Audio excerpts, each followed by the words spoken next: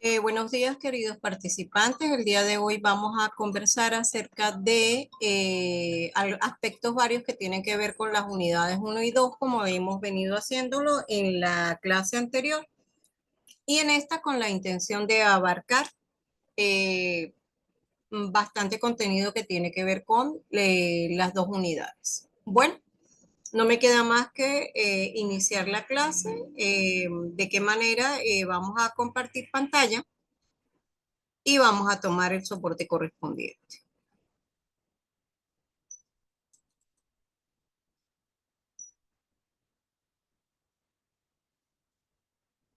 Bueno, ya podemos aquí ver, estamos compartiendo pantalla.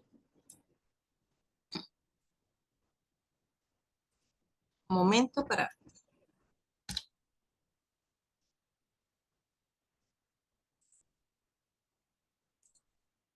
soportar tener la asistencia del día de hoy.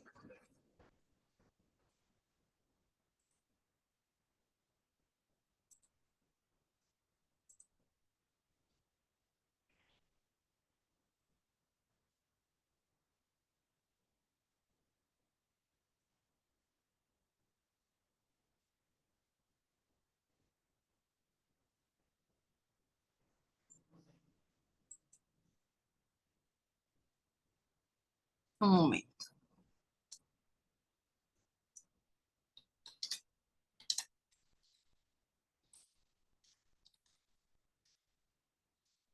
Me gustaría que me conversáramos acerca de su experiencia, ¿verdad?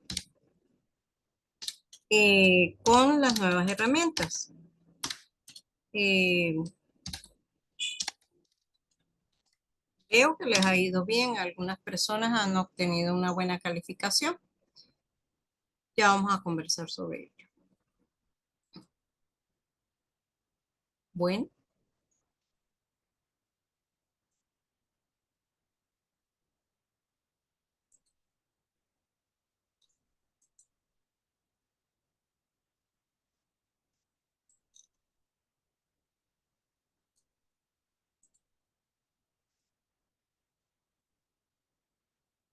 ajá, por acá tenemos la minuta de trabajo del día de hoy, que consiste en una pequeña introducción al tema o un repaso de lo que hemos visto anteriormente. Hablaremos acerca de las teorías generales de sistemas en cuanto a premisas, aportes, y luego pasaremos a hablar un poquito de la unidad 2 en cuanto bueno, esto forma parte también de la unidad uno, de los modelos, qué es un modelo y los tipos de modelo que hay, para por último despedir. Vamos a ver la diapositiva completa, ¿verdad? Para poder leer un poquito mejor. Bueno, por acá tenemos entonces que nuestra conversación se va a basar en torno a las unidades uno y 2, como les decía. Entonces, en cuanto a la introducción, recordemos que hemos conversado acerca de lo que son las teorías generales de sistemas, que la intención es que estudian a los sistemas vistos como la unión o la conformación de elementos que están interactuando con una finalidad u objetivo. Esas teorías generales de sistemas fueron sustentadas o fueron realizadas sobre la base de ciertos colaboradores como Ackhoff, el doctor Bibre y Bertalanffy, que se constituyó en el padre de esta ciencia del saber. Pero también hubo muchos estudiosos como Weiner, quien hizo aportaciones a nivel de cibernética, específicamente en la parte de retroalimentación, como lo vimos en otra clase. Y bueno, hay aportes en la teoría de la información, también en la parte de ingeniería de sistemas, en diferentes ramas del saber, la biología, la sociología, la psicología, para poder hoy conformar lo que conocemos a nivel de premisas de las teorías generales de sistemas, pero así como se habla de ello, también era necesario que ellos, como era la unión de o la visualización de un sistema, sabiendo que es el cotidiano vivir que trabajamos, tenemos sistemas de información, tenemos sistema educativo, el sistema conformado por la sociedad, sistema social, las empresas son sistemas sociales, y el mundo entero en diferentes ámbitos, como por ejemplo las empresas. Entonces era necesario trabajar con ciertos conceptos, modelos, definir los sistemas desde su tipo, la tipología que tienen para poderlos tratar a nivel de terminología, de aportes semánticos y también de cómo yo pudiera establecer una representación de la realidad a través de modelos. Entonces, en cuanto a lo que conversamos de sistemas, tenemos por acá un pequeño resumen. Ya hablamos del concepto como tal, pero aquí podemos ver que hay diferentes tipos de sistemas que van desde la constitución hasta el cambio en el tiempo. Entonces habíamos dicho que según su constitución podían ser físicos aquellos que puedo tocar, palpar, ejemplo, una computadora, el ser humano, un equipo, una maquinaria, son físicos o concretos, pero también tenemos los abstractos tales como las ideas. En cuanto al origen, tenemos a los naturales y a los artificiales. Los naturales estamos nosotros, están los seres vivos, digámoslo así, plantas, animales, el ser humano. Y los artificiales son las máquinas que son las fabricadas por el hombre.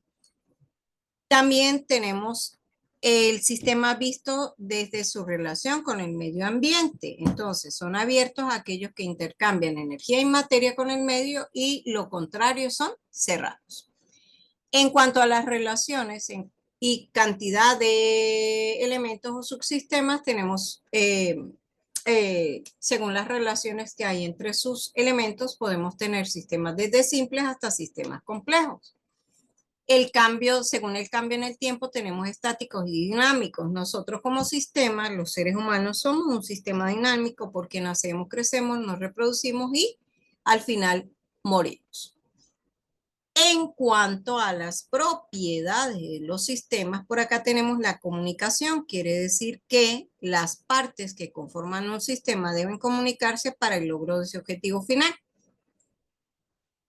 También tenemos la propiedad de sinergia, es que todo el trabajo en conjunto de cada uno de esos elementos me va a llevar al objetivo final. Aquí tenemos un ejemplo en donde todas estas personas se unieron para tomar eh, esa fruta que hay en el árbol en un lugar muy elevado para luego compartirla.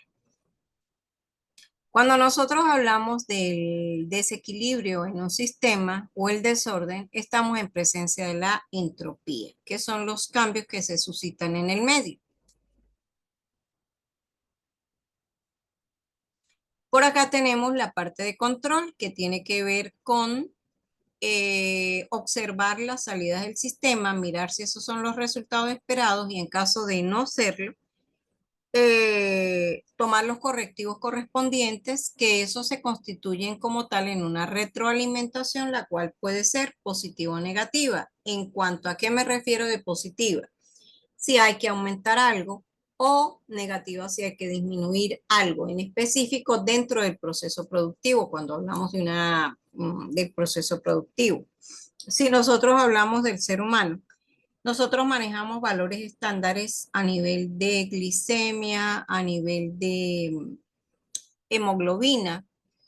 Ejemplo, una persona que tiene la hemoglobina alta, ¿qué va a ocurrir con ella? Es siempre y cuando no haya sufrido de hepatitis ni tenga algún tipo de virus en su cuerpo que pueda, por transfusión sanguínea, como les digo, infectar a alguien, como por ejemplo un VIH. Entonces, la persona es apta para donar sangre. Eso lo hacen las personas que por lo general presentan hemoglobinas altas. Ese es un ejemplo de un control para esa persona a nivel de su hemoglobina, del valor de la hemoglobina.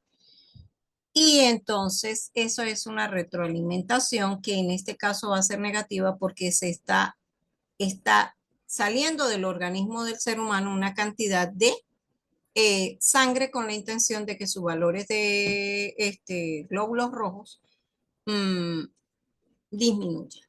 Entonces sería una retroalimentación negativa. Por acá podemos ver que también hemos manejado características como las que tienen que ver con la equifinalidad y la multifinalidad, que es que desde condiciones iniciales específicas nosotros podemos optar a diferentes objetivos, como en el caso de este dibujo que estamos viendo aquí en la parte inferior derecha. Vamos entonces a hablar de las tres premisas básicas de los sistemas. Ya vamos a poder verlas a continuación. Pues sí, jóvenes, las tres premisas básicas de los sistemas se fundamentan en que los sistemas existen dentro de otros sistemas. Ejemplo, nosotros como individuos pertenecemos a una comunidad, bien comunidad, y estoy hablando a nivel territorial. En el caso mío, que vivo en Mérida, pertenezco a la comunidad del municipio Libertador, parroquia Lazo de la Vega. En el caso de como persona que trabajo y que presto un servicio a una parte específica digamos, a nivel educativo, pertenezco a un instituto que ofrece servicio privado a nivel educativo y en el caso de ustedes, ustedes también forman parte del instituto, por lo tanto estamos hablando de que tenemos a un personal que es el estudiantil, ¿sí? Y tenemos el personal docente, entonces estoy inmersa en otro sistema.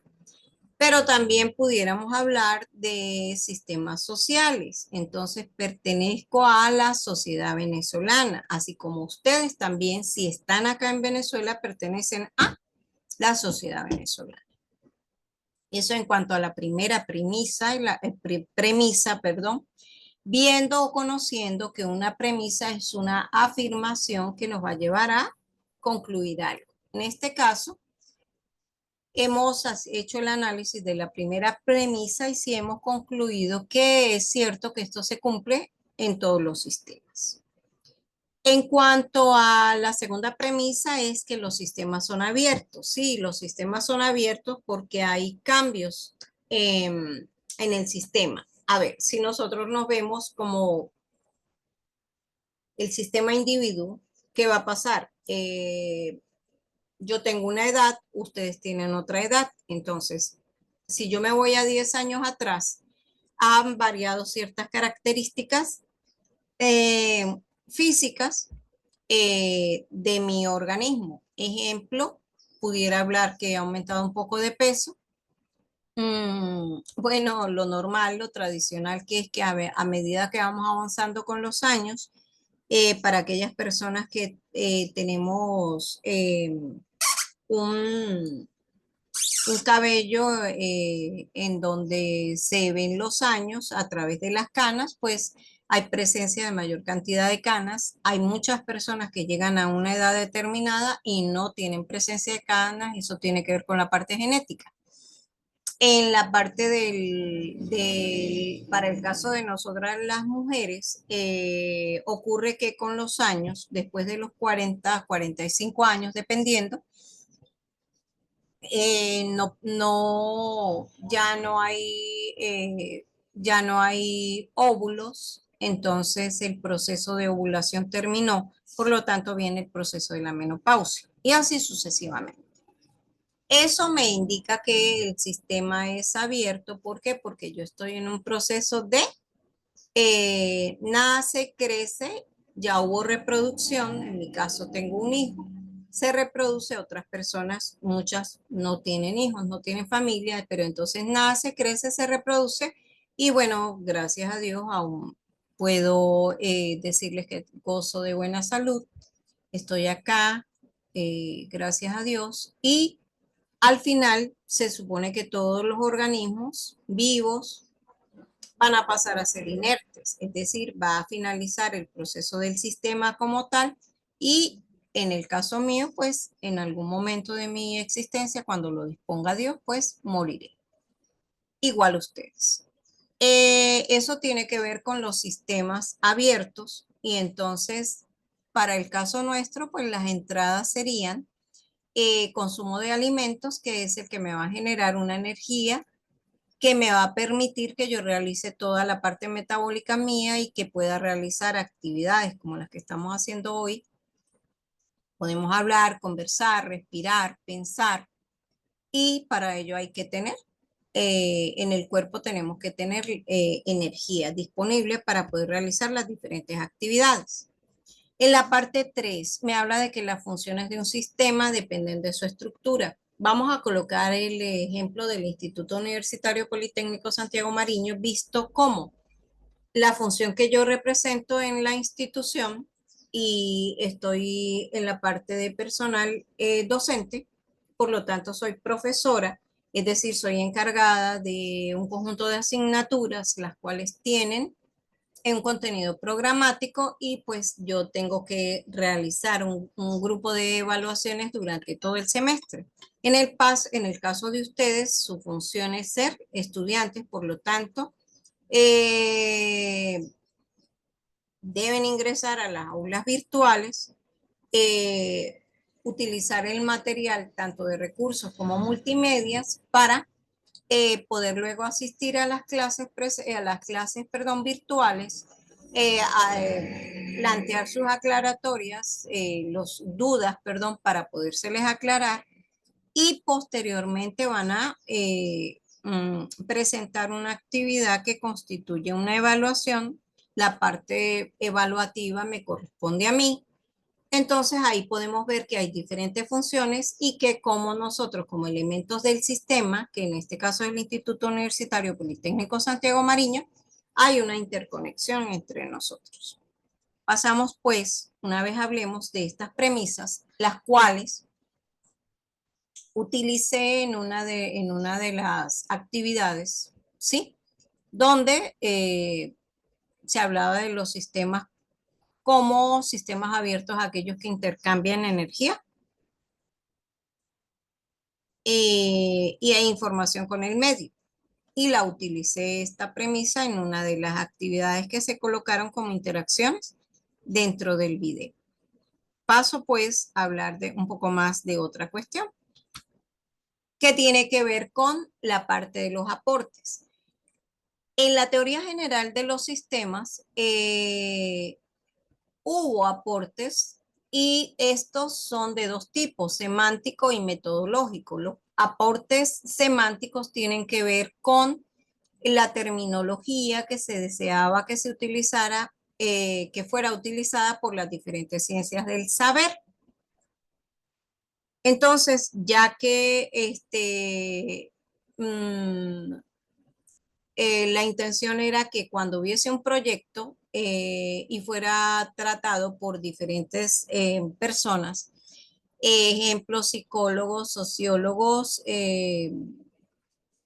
biólogos, ingenieros, los participantes eran especialistas de una rama con manejo de terminologías específicas según la ciencia del saber que representaban. Entonces la intención era poder hacer un conglomerado de términos que fuera manejado por todos los diferentes profesionales o las ciencias del saber. Entonces algunos de ellos son los que vemos a continuación. Así que decidieron manejar un lenguaje común y universal, ¿verdad?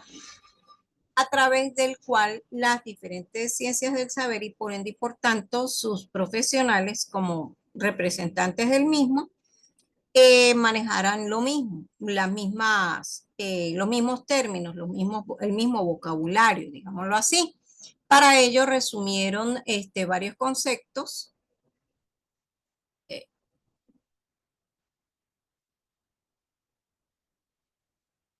Vamos a esperar un poco.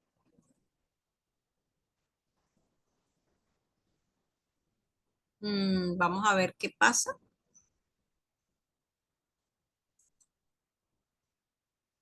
Disculpen, vamos a mirar.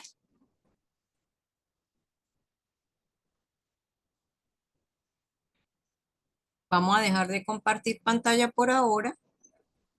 Volvemos acá y entonces volvemos a compartir pantalla. Es muy probable, ¿verdad?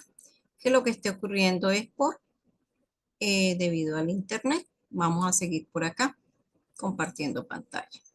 ¿Sí? Entonces nosotros estamos hablando. Vamos a esperar un poco.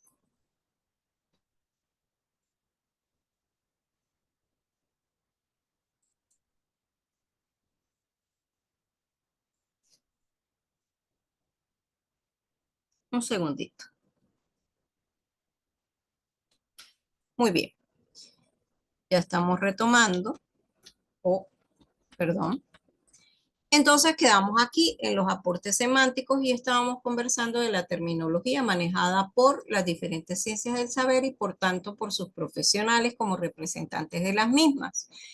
Tenemos algunos conceptos como ambiente, atributos, cibernética, circularidad, complejidad, conglomerado, homeostasis, entradas, salidas, retroalimentación, sistemas cibernéticos, dinámica de sistemas, sistemas triviales, subsistemas, suprasistemas, teleología, variable, variedad, viabilidad, entre otros. A continuación vamos a ver algo, les decía, perdón, disculpen, les decían que dentro de esta terminología estamos con el manejo de algunas características como tal de los sistemas y a su vez de sus elementos fundamentales como son las entradas, el proceso, la salida y la retroalimentación. También de las premisas, porque si estamos hablando que un sistema o está inmerso en otro sistema, pues ahí tenemos entonces el concepto de sistema, suprasistema, que es el mayor, y tenemos el concepto también de subsistema. Entonces ahorita vamos a conversar un poquito de algunos de estos términos y bueno, vamos a irlos tratando a continuación. ¿Sí? ¿Les parece? ¿Sí? Muy bien. Voy a continuar. Bueno, no podemos dejar de tratar las características básicas como tal de un sistema y eh, poder conversar sobre las entradas. Como tal, las entradas de un sistema que constituyen, pues si estamos en una empresa no son más que los insumos y esos son convertidos en personas, dinero, tecnología, maquinaria, terrenos, edificios, o sea, es la parte física que me va a permitir que se establezca una empresa como tal. Y también tenemos el capital. Muy bien, esas serían las entradas. Ejemplo de ello, si nosotros estamos hablando que es una empresa que produce mangueras industriales o petroleras, necesitamos polietileno, necesitamos uso de caucho, ¿verdad? Entre algunos de los insumos que pudiera tener la empresa como tal y por otro lado tenemos un extrusor, extrusurista, el que lo maneja, el extrusor, la máquina. Tenemos que tener a un gerente de producción, que es el que va a coordinar los diferentes departamentos en los cuales se va realizando cada uno de los procesos, valga la redundancia, en la parte productiva. Hasta que al final la salida, que era lo que iba a decir a continuación, la salida o en lo que finaliza cada uno de esos procesos sería la manguera. Si nosotros estamos hablando de las salidas, sabemos muy bien que las salidas pueden ser o los productos o los servicios. Conversando acerca de un restaurante, sencillamente las entradas serían ¿quién? La materia prima estaría constituida por los ingredientes según sea el plato que se va a preparar. Y si hablamos de la salida, sencillamente es el plato terminado. Qué sé yo, una pasta a la boloñesa, una boloña, una pasta que es a la boloñesa, pudiera ser una carne en salsa, puede ser carne mechada, acompañada de arroz, plátanos. Estamos cerca a la hora del mediodía, estamos hablando de comida, qué cómico. Bueno, esos son ejemplos que me caracterizan a los elementos de un sistema, como lo son las entradas y las salidas. Entonces ya sabemos, entradas, la palabra lo dice input, la entrada, lo que ingresa al sistema, y salida, lo que se produce. Vamos a ver por acá otros aportes. En esta parte tenemos el ambiente. El ambiente es lo que rodea al sistema. Si nosotros hablamos de una empresa, la empresa está en su ambiente, tiene que dentro, internamente, el ambiente interno, no el exterior, sino el interno, va a estar conformada por una parte de departamento de ventas, de publicidad, de finanzas, administración, dirección, compras, recursos humanos, producción, control de gestión, entre otras cosas. ¿Cuál es la intención? Que todos ellos se relacionen para que se obtenga el objetivo deseado. Si nosotros hablamos de atributo, el atributo no es más que una característica o cualidad del sistema que, digamos, lo constituyen el elemento que forma parte del sistema. Vamos a colocar un ejemplo. La mente surge ¿de qué? De la interacción distribuida entre diversos procesos neuronales, es decir, las neuronas se unen y por sinapsis se genera el impulso nervioso. Mm, pero eso está conectado porque nosotros tenemos nervios, no solamente tenemos que enfocarnos en la parte del cerebro, en cada una de las partes de nuestro cuerpo. ¿Por qué? Porque la intención es que el sistema nervioso, los nervios recorren todo nuestro cuerpo para que haya conexión entre un órgano y el otro y en la parte de su funcionamiento. Entonces yo no puedo hablar de el cuerpo humano como aislar solamente el corazón. No, los atributos que tenga cada uno de los elementos que conforman el sistema me van a permitir que él funcione perfectamente. ¿Por qué? Porque si nosotros estamos hablando de este ejemplo que dimos que tiene que ver con la mente, nosotros no podemos decir que las neuronas funcionan por aislado. Es decir, yo tengo aquí una neurona y ahí ella es la que me va a generar el impulso nervioso. No, porque la unión de neuronas con su sinapsis, con su comunicación, con su contacto, es la que va a permitir que se genere el impulso nervioso. En la parte de retroalimentación, la retroalimentación no es más que una especie de control y pudiéramos ver aquí un ejemplo en la parte del proceso de enseñanza-aprendizaje. En el caso mío, empleo mecanismos para determinar en qué medida ustedes están gestionando el aprendizaje del conjunto de conocimientos que se manejan en la asignatura. Y la única manera que tengo yo de gestionar o de ver cómo están avanzando es a través de actividades que se pueden convertir en pruebas o en actividades, bien sea individuales o grupales. En este caso, para ustedes, ustedes tenían una actividad que era la actividad 1, el video interactivo, que era una actividad individual. Sin embargo, una vez que ustedes realicen la actividad perfectamente, el docente puede realizar una retroalimentación y esa retroalimentación está fundamentada en ¿qué cosa? Observar si la competencia que se quería que el estudiante dominara o el objetivo general o específico de esa unidad fue cumplido o no. En caso de que fuera cumplido, pues felicitar al estudiante, darle ánimo para que continúe adelante con su rendimiento y tal vez hacerle alguna sugerencia para que pueda mejorar aún más su rendimiento.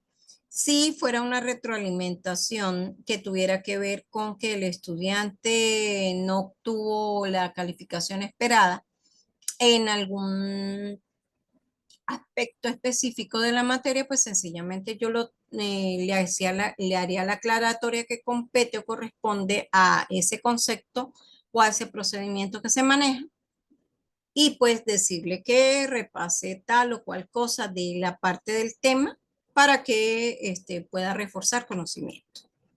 Eso tiene que ver con la parte de retroalimentación. También lo pudiéramos ver a nivel del ser humano, porque nosotros tenemos valores específicos en nuestro cuerpo.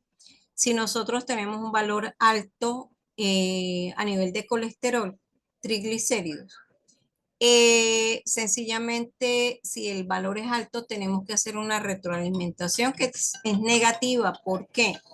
Cuando las personas comienzan a sufrir de, digamos, de la tiroide, bien sea hipo o hipertiroidismo, ¿qué va a ocurrir? Hipo es bajo, quiere decir que la tiroxina se está generando con muy poca cantidad en el cuerpo. Por lo tanto, la persona debe consumir una sustancia que haga las veces de esa variación, porque tienen que mandarle una dosis específica a la persona. Ejemplo, no sé, yo no, gracias a Dios no sufro, pero sí tengo una amiga que tiene un problema con la parte de la tiroides y entonces ella le mandan a consumir 850 gramos de metformina. En ese caso, eh, es una retroalimentación. Para el caso de ella es negativa porque ella está generando mayor cantidad de insulina, ¿verdad? En el caso de ella tiene que ver con la insulina. Entonces es una retroalimentación negativa y para el caso de otras personas es una retroalimentación en positivo. Dependía de si es hipo o hipertiroidismo. Ese es otro ejemplo de la vida real. Vamos a ver cuando hablamos de la palabra contexto, ¿a qué se refiere? Entonces, un sistema siempre estará relacionado con el conjunto de objetos exteriores. El contexto es alrededor, ¿sí?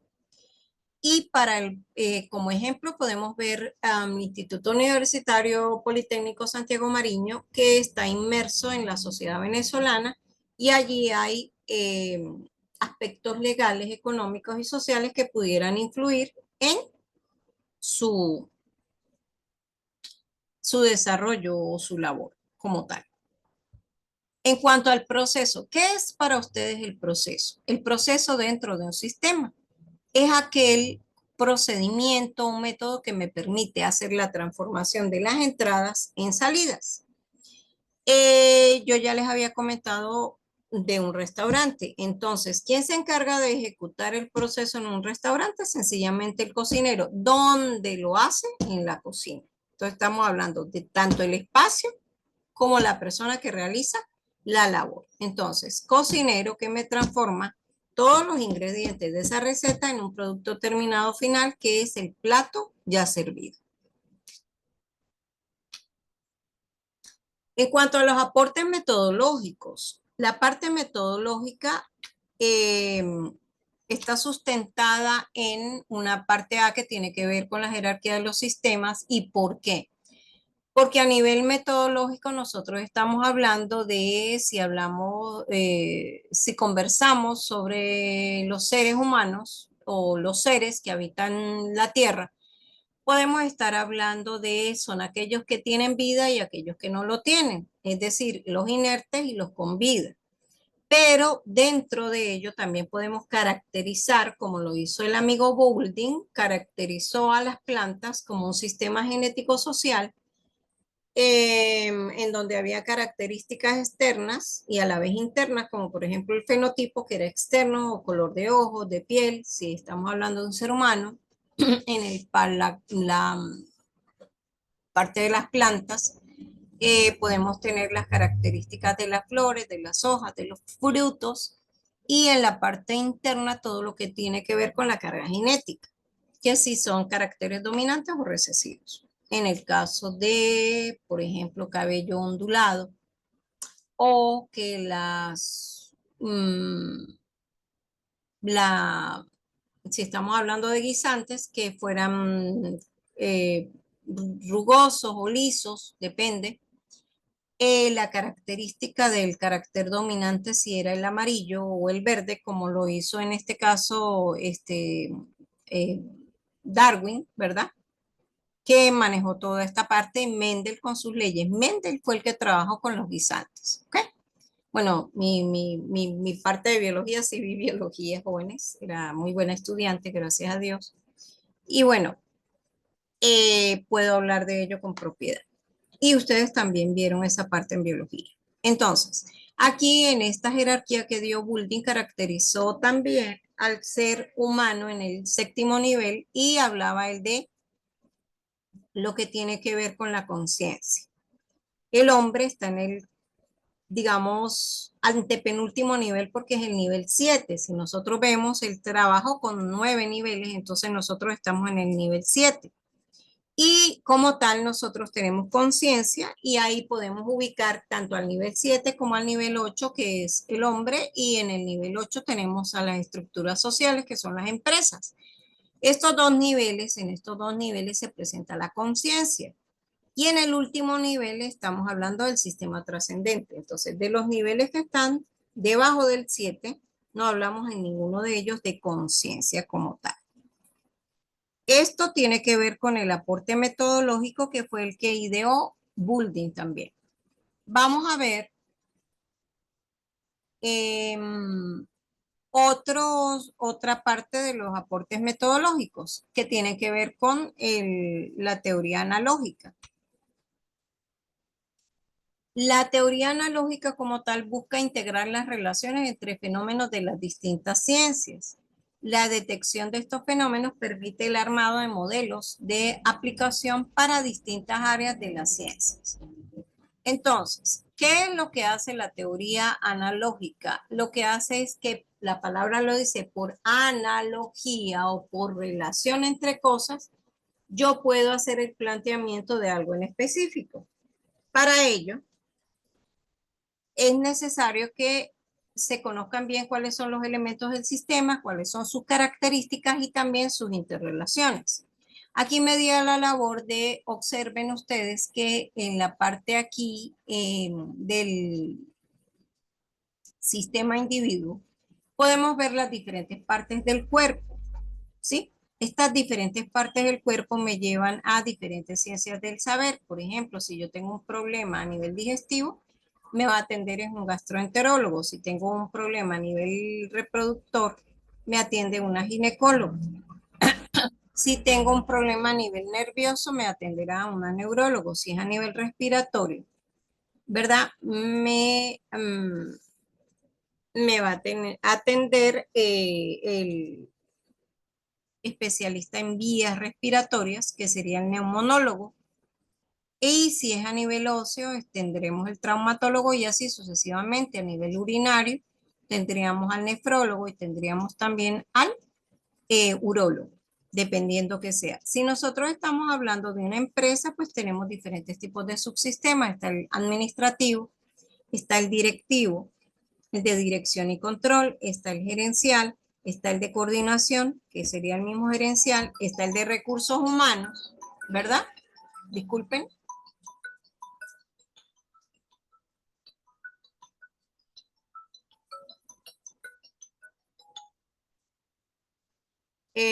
Disculpen que quedó el teléfono activo, entonces eh,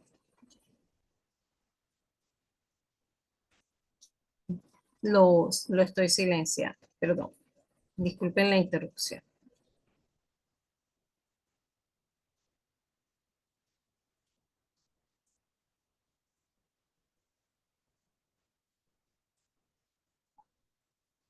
Entonces hablábamos de los diferentes subsistemas dentro de una empresa. Entonces estaba el administrativo, estaba el personal directivo, estaba el gerencial, también tenemos el de producción y diferentes subsistemas que se unen todos ellos para, a través de sus diferentes ópticas, podemos hacer un conglomerado en donde haya una información que se maneje por todos y se obtengan los objetivos de la organización.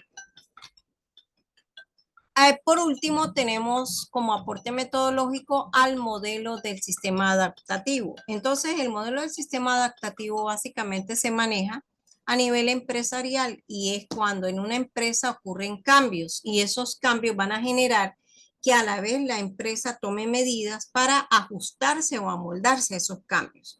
Vamos a poner un ejemplo tradicional y lo vivimos acá en Venezuela diariamente y tiene que ver con el cambio del dólar, tanto en su tasa preferencial como en su tasa a nivel de BCB como paralela.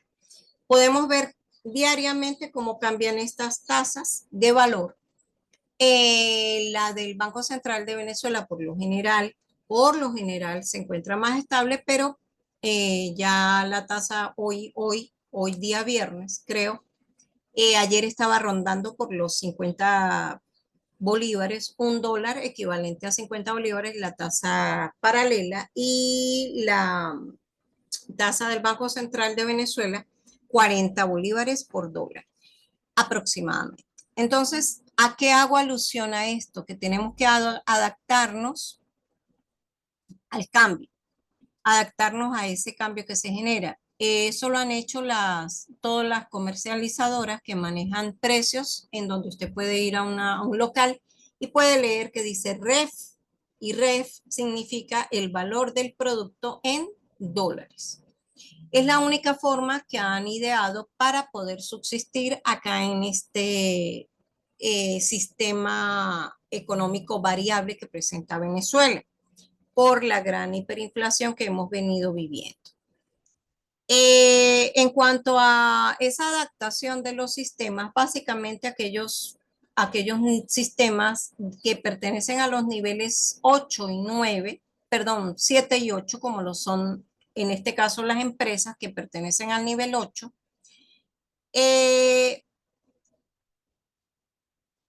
que ellas tienden a buscar el equilibrio para poder subsistir y continuar realizando sus procesos. Entonces, ese es el modelo del sistema adaptativo, que te adaptes, que te amoldes a las circunstancias generadas en tu entorno, bien sea a nivel externo o interno, y eso genere, ¿verdad?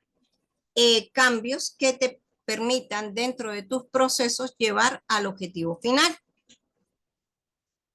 Entonces, muchas veces esos cambios se generan a nivel de estructura.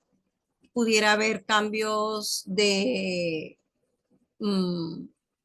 los diferentes subsistemas o,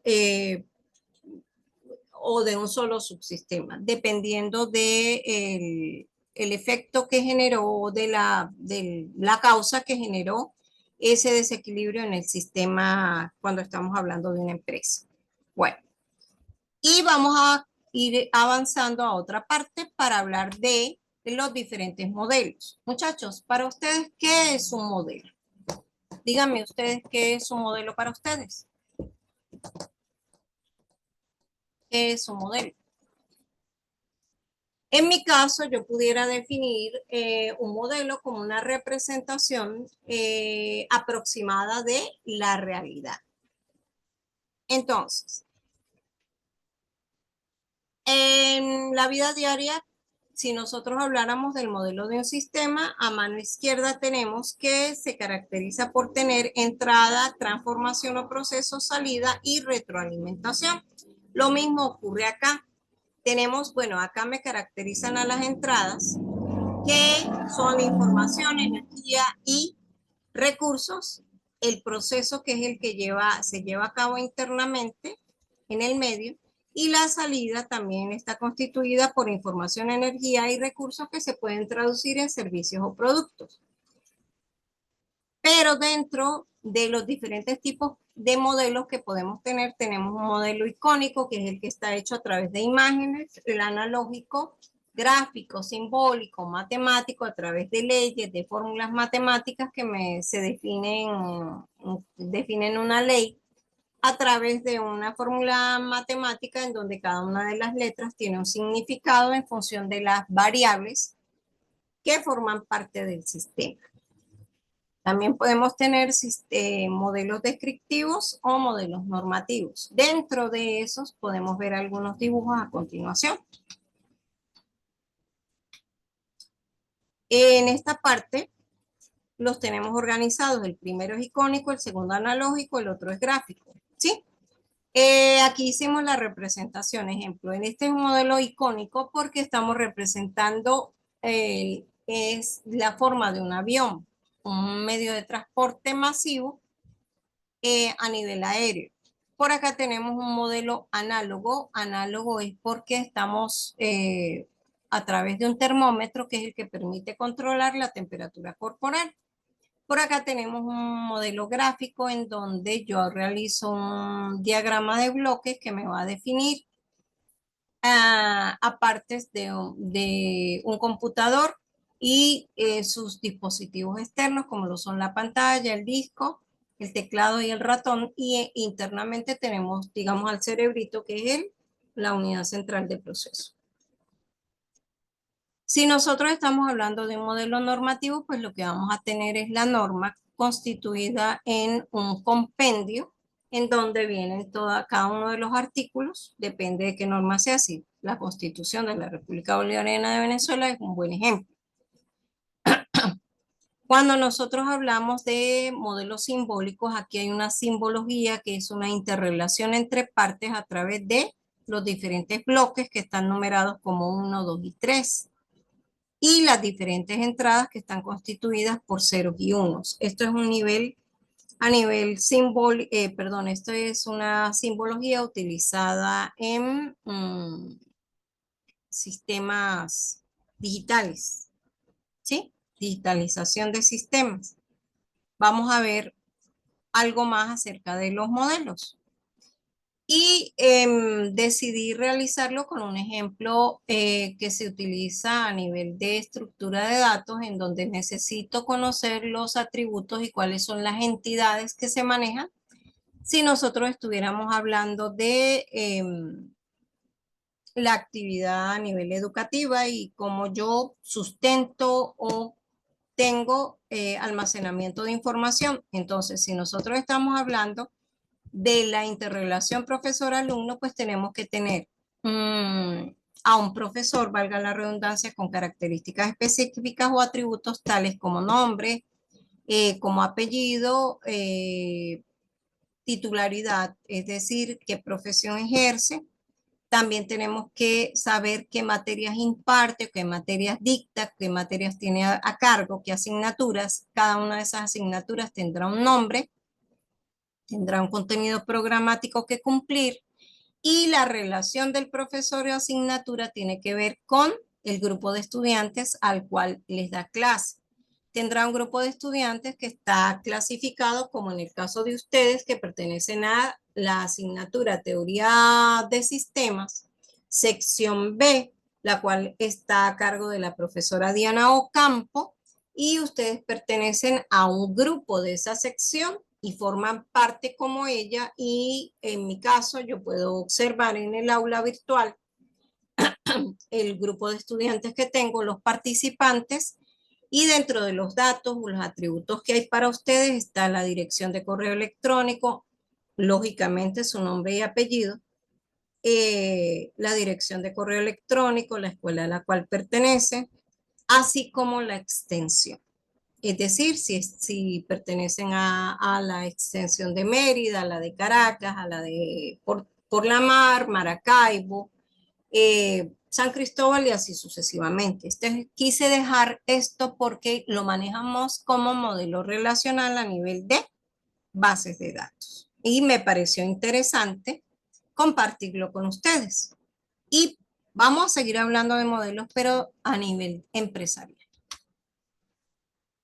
Cuando nosotros hablamos de las empresas, pues los señores Katz y Kahn hablaron de que básicamente en una empresa se generaba un proceso de import, se hablaba de dos cuestiones que tenían que ver con tres cuestiones básicas. Importación, que está constituido por las entradas al sistema, eh, transformación, que es como tal el proceso que sufren esas entradas para que haya una salida o exportación. El in es porque es dentro y el ex es porque es fuera del sistema. Entonces, me hablaban que en una empresa tengo sistemas, los sistemas se ven como unos ciclos de eventos que se van a repetir y que por lo general allí hay un desorden a nivel negativo, que tengo que tener una, en cuanto cuando se presenta ese desorden, pues tengo que lograr llegar al equilibrio a través de el conjunto de cambios que se generan para que las condiciones vayan siendo las mismas y se pueda obtener los resultados esperados. Y pues lógicamente tengo que tener una retroalimentación para ello. Y aparte de esto, así como Katz y Kahn vieron a la empresa como básicamente tres procesos: importación, transformación y exportación. Tenemos a unos estudiosos de la parte económica también con sus contribuciones en el Instituto Tavistock, donde a nivel económico estaban estudiando las condiciones de trabajo en las minas de carbón inglesas y en las empresas textiles. Eh, Tanto Friend, Edmund Emery como Eric Lacton realizaron aportes al Instituto Tavistock, en donde vieron a la organización como la conformación de dos sistemas, el técnico y el social.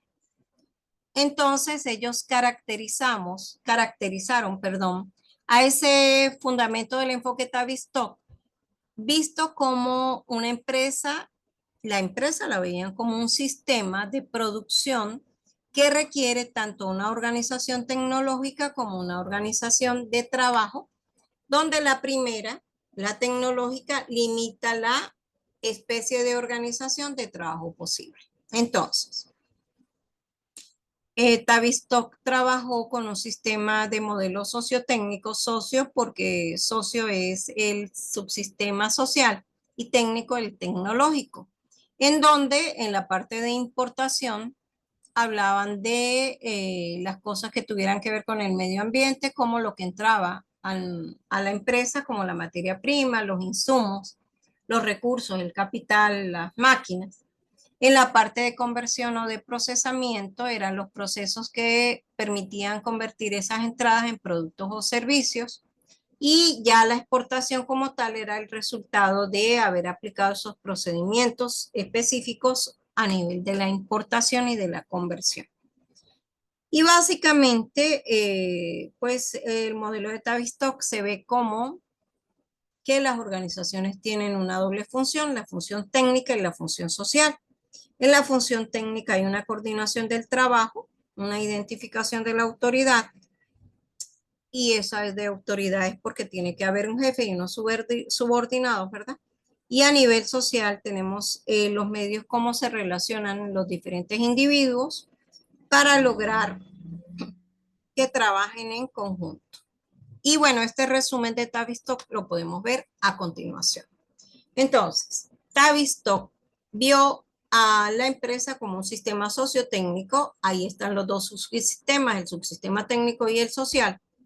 Y en el subsistema técnico se habla de la eficiencia potencial, porque es la potencia que tiene la empresa a nivel de qué cosa, de eh, maquinaria y generación de procesos productivos. Y a nivel de subsistema social tenemos a las personas, que son aquellas que tienen las habilidades de realizar un trabajo o una labor específica, y ahí estamos hablando de eficiencia real.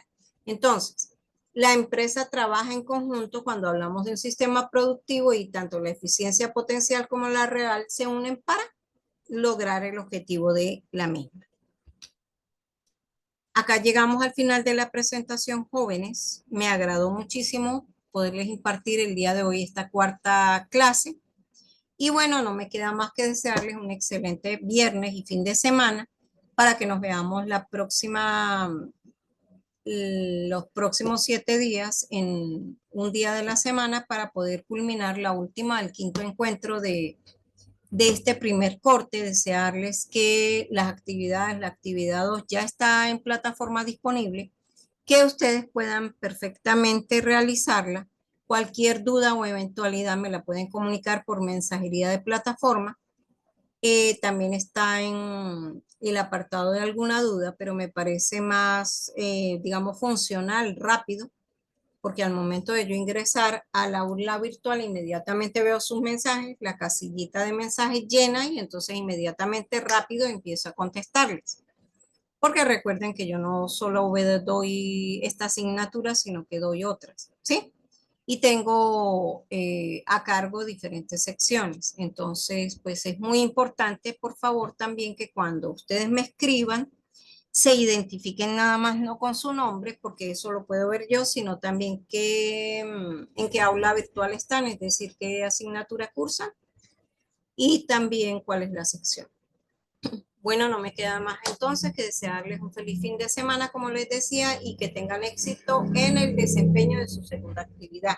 Vuelvo a ponerme a la orden para cualquier eventualidad o duda. Que estén ustedes muy bien. Muchísimas gracias por su atención. Hasta luego. Nos vemos con el quinto encuentro sobre algo más de las unidades 1 y 2 en la próxima semana. Que estén bien. Hasta luego.